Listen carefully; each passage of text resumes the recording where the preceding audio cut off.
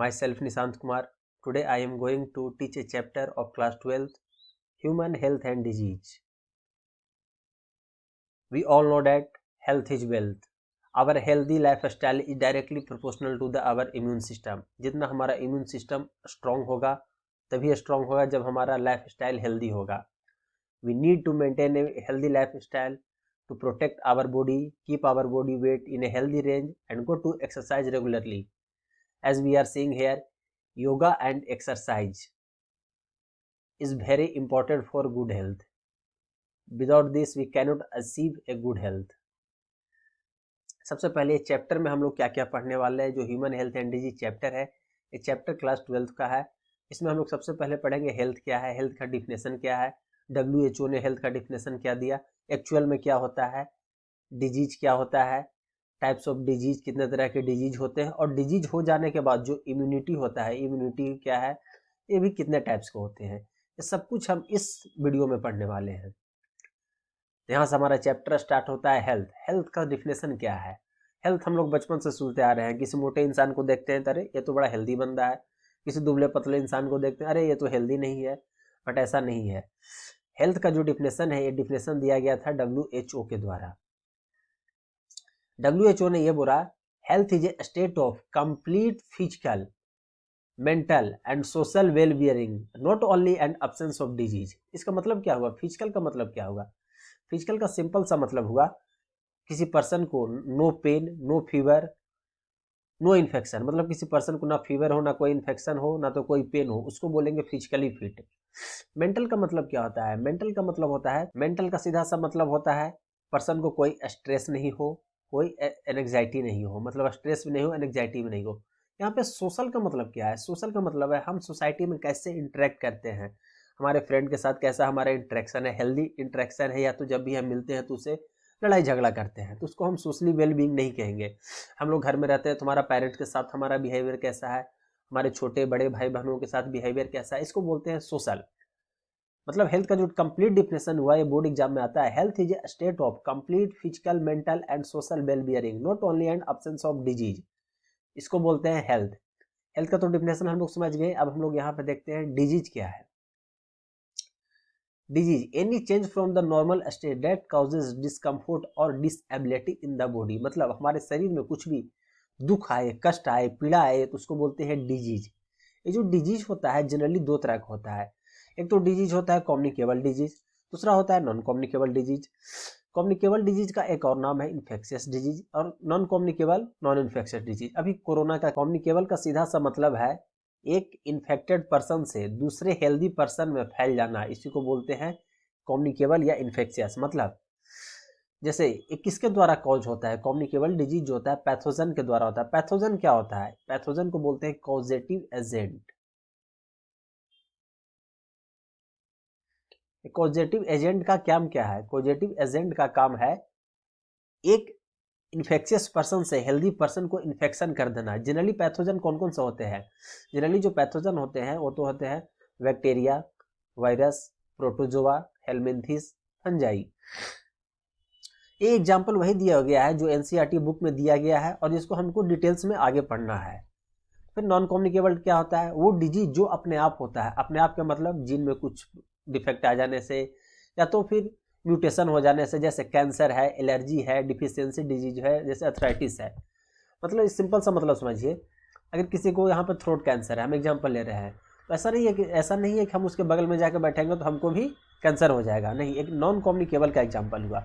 जो कम्युनिकेबल का एग्जाम्पल हुआ इसको आपको याद रखना है. दो एग्जाम्पल. बैक्टीरिया से कौन सा डिजीज होता है, टाइफाइड होता है, निमोनिया होता है. उसके बाद वायरस से कौन सा होता है, कॉमन कोल्ड होता है, एड्स होता है, कोविड भी होता है, कोरोना भी होता है. प्रोटोजोआ से कौन सा डिजीज होता है, तो मलेरिया होता है, एमोबियासिस होता है. हेलमिंथिस से कौन सा होता है, एस्केरियासिस होता है, फाइलेरिया होता है. और लास्ट में रिंग वॉर्म, फंजाइस होते हैं. इसको और क्या बोलते हैं आम भाषा में, दांत खाद खुजली. इसी को तो बोलते हैं, जो रिंग वॉर्म अक्सर बरसात के दिनों में, गर्मियों के दिनों में हो जाता है, इसी को बोलते हैं दांत खाद खुजली. ठीक है, इसके बाद हम लोग नेक्स्ट स्लाइड देखते हैं. मतलब हम लोग तो ये समझ गए कि हेल्थ क्या है, डिजीज क्या है, कम्युनिकेबल डिजीज क्या है, नॉन कम्युनिकेबल क्या है. इसके बाद हम लोग देखते हैं our health is affected by. मतलब हमारा हेल्थ जो है किस किस फैक्टर पर डिपेंड करता है. सबसे पहले genetic disorder, deficiency with child, जब कोई बच्चा बॉर्न हुआ है उसके जीन में ही कुछ डिफेक्ट हो, वो जन्म के साथ ही मतलब पेरेंट से ऑफ स्क्रीन में डिजीज का ट्रांसफर हो गया, उसको बोलते हैं जेनेटिक डिसऑर्डर। मतलब जीन में म्यूटेशन की वजह से हो या एडिशन हो, डिलीशन हो, कुछ भी हो सकता है किसी भी टाइप। उसके बाद इन्फेक्शन, हमारा हेल्थ कैसे इन्फेक्ट होता है, इन्फेक्शन हो जाए, किसी को हम इन्फेक्टेड पर्सन के कॉन्टैक्ट में आ जाए और हमको भी इन्फेक्शन हो जाए तो इन्फेक्शन होता है। जो सबसे इंपॉर्टेंट है लाइफ स्टाइल, लाइफ स्टाइल में क्या क्या इंक्लूड करता है, फूड हम लोग कैसा खा रहे हैं, हेल्दी फूड खा रहे हैं, बैलेंस डाइट ले रहे हैं नहीं ले रहे हैं, वाटर कैसा हम लोग पी रहे हैं, कंटामिनेटेड वाटर तो नहीं पी रहे हैं, पॉल्यूटेड वाटर तो नहीं पी रहे हैं। उसके बाद हम लोग रेस्ट कितना कर रहे हैं, एक्सरसाइज कितना करते हैं, योगा करते हैं नहीं करते हैं। और उसके बाद ड्रग्स एंड अल्कोहल, अगर कोई ड्रग्स और अल्कोहल को अब्यूज कर रहा है वो तो हेल्दी हो ही नहीं सकता है। तो अगर ये बोर्ड एग्जाम में जनरली पूछा जाता है, अगर हेल्थ इज अफेक्टेड भाई, और नीट में भी कभी कभी बना देते हैं एमसीक्यू में कोचिंग वाले, 3 ऑप्शन 4 दे देंगे, एक बदल देंगे, तो बोलेंगे इसमें से किस पे हेल्थ इफेक्ट होता है। ये कुछ डायग्राम दिया गया हुआ है, हेल्दी चाइल्ड देखो कितना बढ़िया स्लीप कर रहा है, एक्सरसाइज कर रही है, इधर नो टू ड्रग्स, और ये बैलेंस डाइट हेल्दी फूड खाना चाहिए। अब इसके बाद हम लोग पढ़ेंगे इम्यूनिटी। इम्यूनिटी क्या है, इम्यूनिटी का जो सबसे बड़ा डिफिनेशन है, resistance of a body against a pathogen और ए डिजीज, मतलब वह कोई भी चीज़ जो हमको डिजीज या इन्फेक्शन होने से बचाता है उसको इम्यूनिटी कहते हैं। ये कोरोना के केस में मतलब गांव गांव के लोग भी जानते हैं कि इम्यूनिटी को कैसे बिल्डअप किया जाता है, कैसे बूस्टअप किया जाता है, कोई च्यवनप्राश खा रहा है तो कोई काढ़ा पी रहा है, ये अलग अलग तरीके हैं। हालांकि सबका एक ही मकसद है कि हमको इन्फेक्शन ना हो, हमारा इम्यून सिस्टम स्ट्रांग हो। यहाँ पे देखते हैं इम्यूनिटी का टाइप्स कौन कौन सा है। तो इम्यूनिटी का 2 टाइप्स होता है, इनेट इम्यूनिटी, एक्वायर्ड इम्यूनिटी। ये क्या होता है, कैसे होता है, हम लोग अभी आगे पढ़ेंगे। इनेट इम्यूनिटी के 4 बैरियर होते हैं, मतलब इम्यूनिटी का काम क्या है, इन्फेक्शन या डिजीज के होने से रोकता है। तो ये रोकता है या तो एक तो इनेट इम्यूनिटी होता है जो जन्म से प्रेजेंट होता है, एक और एक्वायर्ड इम्यूनिटी होता है जो हम लोग एक्सपीरियंस के थ्रू गेन करते हैं। ये इनेट इम्यूनिटी जो जन्म से प्रेजेंट होता है, ये भी 4 तरह का होता है, फिजिकल, फिजियोलॉजिकल, सेलुलर, साइटोकाइन। कैसे होता है, क्या होता है, अभी हम लोग देखने वाले हैं। जो एक्वायर्ड इम्यूनिटी होता है ये भी 2 तरह का होता है, एक्टिव इम्यूनिटी, पैसिव इम्यूनिटी। क्या होता है, कैसे होता है, अभी देखेंगे, मतलब थोड़ा सा पेशेंस रखिए।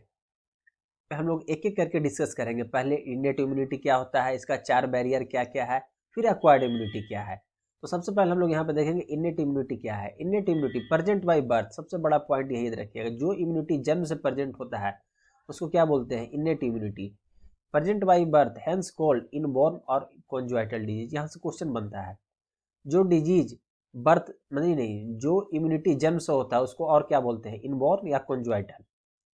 ठीक है, ये सबको पता है। जो हमको जन्म से प्रोटेक्शन दे रहा है इसको बोलते हैं नॉन स्पेसिफिक। मतलब ऐसा नहीं है कि इनेट इम्यूनिटी है ना जो एक पार्टिकुलर पैथोजन या एक पार्टिकुलर डिजीज या इन्फेक्शन के थ्रू बचाता है, नहीं, इनेट इम्यूनिटी होता है नॉन स्पेसिफिक होता है। मतलब नॉन स्पेसिफिक का क्या मतलब हो गया, it prevents the entry of vast variety of pathogen. ठीक, ये भी क्वेश्चन बनता है कि इनेट इम्यूनिटी कैसा होता है, तो इनेट इम्यूनिटी नॉन स्पेसिफिक होता है।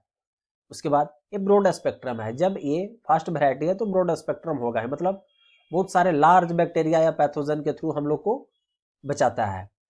ये कहाँ कहाँ प्रेजेंट होता है, तो इनेट इम्यूनिटी भाई प्रोटेक्शन तो दोनों को देना है ना, प्लांट हो या एनिमल हो, तो present in both plant and animal. इसके आगे हम लोग देखते हैं इनेट इम्यूनिटी हैज 4 बैरियर। सबसे पहला जो आता है फिजिकल बैरियर। फिजिकल बैरियर का एक और उनका नाम है एनाटॉमिकल बैरियर। मतलब सिंपल सा मतलब पहले इधर समझिए, एक कोई पर्सन है, ये बहुत देखो खुश लग रहा है, हंस रहा है, इधर बहुत से माइक्रोब्स है, पैथोजन है, मतलब इम्यूनिटी का काम क्या है ना, इस माइक्रोब्स को अगर ये बॉडी के अंदर नहीं आएगा तो ये पर्सन हेल्दी रहेगा, इसको कोई इन्फेक्शन नहीं होगा। तो इम्यूनिटी यही करता है कि अंदर नहीं आए। तो पहला काम क्या करता है, फिजिकल बैरियर, जो हमारा स्किन है, म्यूकोसा है, मतलब इन्फेक्शन या बैक्टीरिया को तो हम अंदर आने ही नहीं देंगे। मतलब पैथोजन बोलिए, बैक्टीरिया बोलना सही नहीं रहेगा क्योंकि पैथोजन में सब कुछ आ गया, बैक्टीरिया आ गया, वायरस आ गया, हेलमिंथिस आ गया, स्कैरिसिस आ गया, रिंगवॉर्म आ गया, तो पैथोजन हम लोग बोलेंगे। तो पैथोजन को अंदर आने से कौन रोकता है, पहला फिजिकल बैरियर। फिजिकल बैरियर में कौन कौन सा हो गया, ये तो स्किन हो गया, उसके बाद जो ये लाइनिंग होता है म्यूकोसल लाइनिंग हो गया, ये रोकेगा। फिर भी मान लो ना कि अंदर चला गया पैथोजन, तो हमारा जो है, सपोज मानते हैं पैथोजन अंदर चल ही गया, तो क्या करेगा, फिजियोलॉजिकल बैरियर, या तो सिक्रेशन के थ्रू उसको किल करेगा या तो फीवर हो जाएगा जिससे किल करेगा। फिर भी सपोज पैथोजन हमारे बॉडी में सर्वाइव कर रहा है तो उसको फैगोसाइटोसिस मैक्रोफेज आते हैं, न्यूट्रोफिल आते हैं, और नॉन फैगोसाइटिस में आता है नेचुरल किलर सेल, इसको शॉर्ट फॉर्म में कहते हैं एनके सेल। फिर भी नहीं मरा, अगर कोई वायरल इन्फेक्शन हो, उसको प्रोटेक्शन देगा साइटोकाइन बैरियर, इंटरफेरोन। अभी क्या है, अभी नेक्स्ट स्लाइड में सबको हम डिटेल में बात करते हैं। अब यहाँ पे हम लोग सबसे पहले देखेंगे फिजिकल बैरियर। फिजिकल बैरियर कैसे काम करता है, तो इसको बोलते हैं फर्स्ट लाइन ऑफ डिफेंस। यहाँ से बहुत बार क्वेश्चन बन चुका है, फर्स्ट लाइन ऑफ डिफेंस कौन सा है, तो physical barrier. First line of defence physical barrier में कौन कौन सा आता है, स्किन। स्किन सबको पता है आउटर मोस्ट लेयर होता है। उसके बाद म्यूकोसल लाइनिंग कहाँ कहाँ प्रेजेंट होता है, जीआईटी, गैस्ट्रो इंटेस्टाइनल ट्रैक्ट में, रिस्पिरेटरी ट्रैक्ट में, यूरिनरी ट्रैक्ट में। ट्रैक्ट नहीं, ट्रैक्ट है। उसके बाद फर्स्ट बैरियर के बाद आता है second barrier, physiological barrier. Physiological barrier को बोलते हैं सेकंड लाइन ऑफ डिफेंस, याद रखिएगा, बहुत इंपॉर्टेंट है। First line of defence skin and mucosal lining, second line of defence physiological barrier. Second line of defence है, क्या क्या इंक्लूड करता है, तो सिक्रेशन एंड फीवर। फीवर से समझिएगा, अगर किसी को बॉडी टेम्परेचर राइज अप होता है तो क्या होगा, सरफेस पे जितने सारे बैक्टीरिया है ना, वो किल हो जाते हैं due to high temperature. Bacteria kill हो जाते हैं ड्यू टू हाई टेम्परेचर। उसके बाद सिक्रेशन से किल कैसे करेगा, सिक्रेशन से किल कैसे करता है वो देखते हैं। जो स्वेट है, स्लाइवा है, टीयर्स है, जब सिक्रेशन होते हैं जिसमें लाइसोजाइम होते हैं। लाइसोजाइम का नेचर कैसा होता है, सबको पता है लाइसोजाइम का नेचर होता है एंटी बैक्टीरियल। सीरुम एंड ईयरबैग जो रिलीज होता है, सबका नेचर एंटी बैक्टीरियल। मतलब सबका मकसद क्या है, जो भी बाहर से पैथोजन हमारे बॉडी में आया है, इसको हम लोग क्या कर देंगे, इसको हम लोग किल कर देंगे। मकसद एक ही है, किल करना। इसके बाद हम लोग नेक्स्ट स्लाइड पे चलते हैं। जो उसके बाद आता है सेलुलर बैरियर। सेलुलर बैरियर को भी सेकेंड लाइन ऑफ डिफेंस ही बोलते हैं। मतलब first line of defence skin and mucosa, mucosal lining बोलिए, म्यूकोसा बोलिए। Second line of defence physiological barrier, और उसके बाद सेलुलर बैरियर, दोनों को बोलते हैं सेकेंड लाइन ऑफ डिफेंस, याद रखिएगा। सेकेंड लाइन ऑफ डिफेंस में क्या क्या होता है, यहाँ पे पहले समझिएगा फेगोसाइट्स का मतलब क्या होता है। फेगोसाइट्स का मतलब होता है किसी भी पैथोजन को इंगल्फ कर देना, मतलब किल कर देना, उसको फेगोसाइट्स बोलते हैं। ब्लड में क्या पाया जाता है, मोनोसाइट पाया जाता है। मोनोसाइट को क्या बोलते हैं, जैसे कोई भी पैथोजन ब्लड में आया तो मोनोसाइट उसको किल कर देगा, खा जाएगा। इसको बोलते हैं स्मॉल ईटर। स्मॉल ईटर किसको बोलते हैं, मोनोसाइट्स को। जब यही मोनोसाइट्स ब्लड में स्मॉल ईटर उसको इनगल्फ नहीं कर पाता है, तब ये डाइपेडेसिस मूवमेंट या एमोबाइड मूवमेंट या सीडोपोडियल मूवमेंट के थ्रू मैक्रोफेज में कन्वर्ट हो जाएगा। मोनोसाइट ब्लड में पाया जाता है और मैक्रोफेज जो है टिश्यू में पाया जाता है, याद रखिएगा इसको, मैक्रोफेज टिश्यू में पाया जाता है। इसको बोलते हैं लार्ज ईटर, इसको बोलते हैं लार्ज ईटर। ठीक है, उसके बाद लार्ज ईटर, उसके बाद क्या बोलते हैं, जो मैक्रोफेज टिश्यू में होता है ये दो तरह का होता है। एक तो होता है मूवेबल, मतलब मूव करते रहता है एक जगह से दूसरे जगह ब्लड के थ्रू। एक होता है फिक्स। फिक्स्ड जो होता है, जैसे लीवर, लीवर में जो हमेशा जो मैक्रोफेज पाया जाता है, इसको बोलते हैं Kupffer cell. Kupffer cell always found in liver. Dust cell lungs, याद रखिएगा, जो डस्ट मतलब ट्रिक बोल रहा हूँ, डस्ट मतलब क्या होता है, गर्दा धूल। धूल कहाँ पे होता है, लंग्स में जाता है, तो डस्ट सेल कहाँ पे पाया जाता है, लंग्स में पाया जाता है। माइक्रोग्रियल सेल कहाँ पे पाया जाता है, तो ब्रेन में पाया जाता है। ये तीनों को बहुत अच्छे से याद रखिएगा, Kupffer cell liver, dust cell lungs, microglial cell brain. अब हम लोग आगे बात करते हैं नॉन फैगोसाइट्स के बारे में। नॉन फैगोसाइट्स क्या होता है, natural killer cells are not phagocyte. पहली बात इसको याद रखिएगा, जो नेचुरल किलर सेल होता है वो तो फैगोसाइट नहीं होता है। तो फैगोसाइट कौन होता है, तो मोनोसाइट होता है, जो ब्लड में पाया जाता है। तो नॉन फैगोसाइट होता क्या है, natural killer cells are modified lymphocyte. ये भी क्वेश्चन बनता है, नेचुरल किलर साइट तो नेचुरल किलर सेल फैगोसाइट्स नहीं होता है, तो क्या है वो, तो मॉडिफाइड लिम्फोसाइट है। किसके अगेंस्ट में वर्क करता है, these work against tumour cell and virus infected cell. Natural killer cells are present in blood. ये नेचुरल किलर सेल के बारे में जितना पॉइंट लिखा गया है सब इंपॉर्टेंट है, और इसके आगे हम लोग देखते हैं। अब हम लोग नेक्स्ट देखते हैं साइटोकाइन बैरियर क्या है। सारे हम लोग जो पढ़ रहे हैं ना, इन्नेट इम्यूनिटी का टाइप्स पढ़ रहे हैं, जो लास्ट में पहुंच गए हैं साइटोकाइन बैरियर में। साइटोकाइन बैरियर क्या करता है, interferons are antiviral protein secreted by virus infected cell. मतलब ये हमारा दो सेल है, सपोज ये वायरस का इन्फेक्टेड हो गया, वायरस इन्फेक्टेड सेल है, और ये हमारा नॉर्मल सेल है।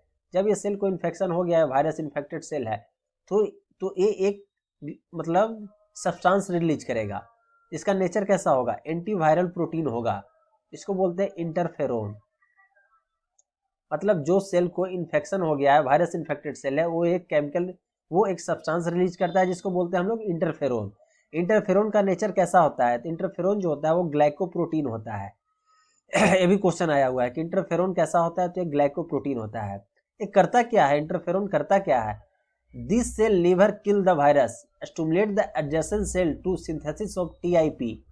टीआईपी का मतलब ट्रांसलेशन इनहिबिटिंग प्रोटीन, मतलब ये सेल बगैर वाले सेल को नहीं मारता है, नहीं बचाता है, इंटरफेरोन रिलीज करता है। जो इस सेल के पास रिसेप्टर होता है इसको रिसीव करता है, और रिसीव करने के बाद ये जो करता है टीआईपी, मतलब जब इस वायरस का यहाँ पे ट्रांसलेशन ही नहीं होगा, जब ग्रोथ ही नहीं होगा, तो ये सेल इन्फेक्शन होने से बच जाएगा। ये सेल तो इन्फेक्टेड है, मतलब बगल वाले हम तो इन्फेक्शन हो ही गए, हमने तुमको बचा लिया, मतलब ये पड़ोसी को बचा लेता है। तो ये बचाता कैसे है? तो ये वायरस इन्फेक्टेड सेल एक सब्सटेंस रिलीज करता है जिसको बोलते हैं इंटरफेरोन। इंटरफेरोन का नेचर कैसा होता है? ग्लाइकोप्रोटीन होता है। ये इंटरफेरोन इसको रिसीव करता है और ये फर्दर ट्रांसलेशन नहीं होने देता है, मतलब वायरस के ग्रोथ नहीं होने देता है, मतलब ये सेल नॉर्मल के नॉर्मल ही रह जाएगा, इन्फेक्शन नहीं होगा। तो ये कैसा होता है? These are not virus specific but these are species specific, मतलब ऐसा नहीं कि एक पर्टिकुलर वायरस के थ्रू ही बचाएगा, पूरे एक स्पीसीज के थ्रू बचाता है।